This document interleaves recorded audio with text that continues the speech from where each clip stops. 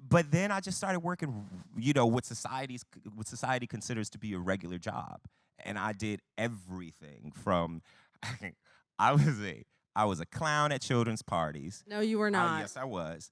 I made $40 per party. They were 40-minute parties, and I would always find a way during those somewhat normal jobs. Not that being a clown at children's parties is a normal job, but I found a way to still do my art in that process. You know what I'm saying? So it's little things. Like I was bettering my writing skills by writing songs for these kids, for the parties. So that's the only good thing that I did for those kids' parties because I didn't know how to do anything else good. I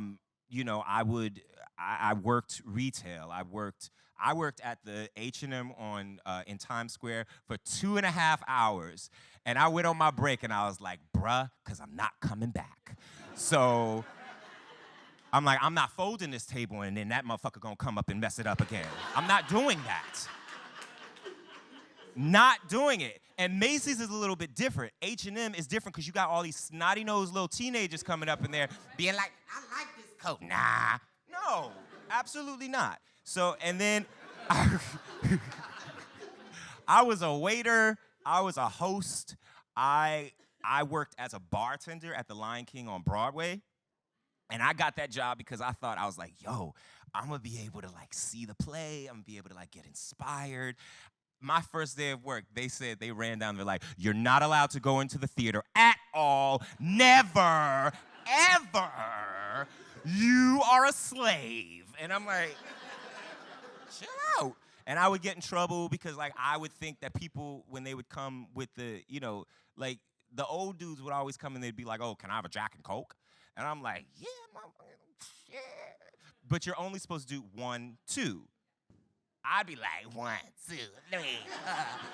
Because I genuinely thought, like, I was younger then. And now, as I'm an adult, when I drink for the taste.